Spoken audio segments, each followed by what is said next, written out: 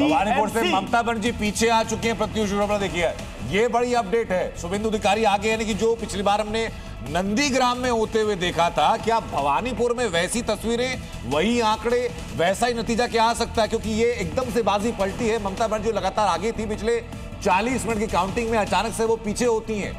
शुभेंदु अधिकारी वहां से आगे आते हैं। शुभेंदु अधिकारी को जानबूझकर मैन टू मैन मार्किंग के स्ट्रेटजी के तहत भवानीपुर में डिप्लॉय भी इसलिए किया गया था, और ये कहा गया था कि शुभेंदु अधिकारी ने आला कमान से लड़कर के यहाँ पर टिकट लिया है अपना। लेकिन नंबरों में अगर आप देखेंगे तो टीएमसी अच्छा प्रदर्शन करी। हालांकि ये रुझान है, रुझानों में ममता बनर्जी जो शुरुआत में आगे चल रही थी वो पिछड़ती नजर आ रही है। शुभेंदु अधिकारी दोनों जगह से, नंदीग्राम सीट से और भवानी जी, दोनों जगह से उन्होंने चुनावी ताल ठोकी है, और इस वक्त रुझानों में वो भवानीपुर में भी आगे चल रहे हैं। बंगाल में 178 सीटों का रुझान, 178 सीटों का रुझान आ गया। बीजेपी 94 सीटों के साथ बढ़त बनाए हुए है, 83 सीटों के साथ टीएमसी, यानी कि अब ये जो फासला लगभग 11 सीटों का हो चुका है। शुरुआत में हमने देखा बीच में भी थोड़ी देर पहले जब टीएमसी ने लगभग 6 से 8 सीटों के साथ बढ़त, बीजेपी का शतक लग गया बीजेपी का, और ये डिफरेंस मुझे लग रहा है कि 17 सीटों का हो चुका है। 17 सीटों का ये डिफरेंस, बीजेपी शतक, रुझानों में बीजेपी का गोल मारते हुए नजर भी आ रहे हैं आपको। भी शतक के साथ फुटबॉल पर पैर रखकर खड़े हो चुके हैं। लेकिन हमें देखना पड़ेगा, फुटबॉल ममता बनर्जी भी पिछली बार काफी वो प्रचार भी किया था उन्होंने, खेला हो बे।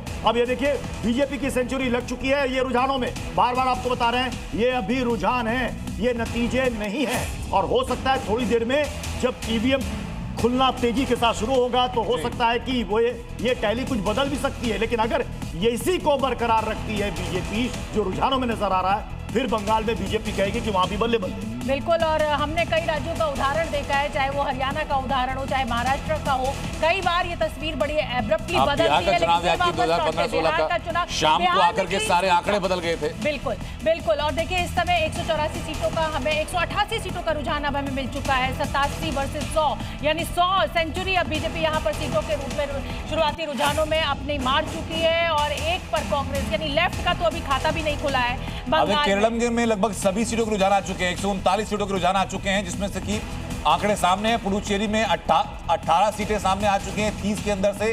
असम में 126 में से 76 के आंकड़े सामने आ चुके हैं, रुझान सामने आ चुके हैं। पश्चिम बंगाल की 188 सीटें 293 में से उनके रुझान सामने आ चुके हैं। तमिलनाडु में 79 सीटों के रुझान सामने आ चुके हैं, और रुझान में कौन कौन बाजी मार रहा है ये आप देख रहे हैं। सबसे इंपॉर्टेंट जो टीवी के फैक्टर का जिक्र किया जा रहा था, 12 सीटों पर आगे केरल में एलडीएफ 63, यूडीएफ 71, बीजेपी 6 सीटों पर इस वक्त लीड करती हुई नजर आ रही है। और सबसे इंपॉर्टेंट अपडेट जो कुछ देर पहले मेरे सहयोगी प्रत्युष ने आपको दी थी कि भवानीपुर सीट से ममता बनर्जी पीछे चल रही हैं, ये एक बड़ा उलटफेर साबित हो सकता है। हालांकि हम बार बार दोहरा रहे हैं, ये फिलहाल सिर्फ रुझान है, नतीजों का आना बाकी है। लेकिन एक बात और आपको ध्यान रखनी होगी इसी बीच में,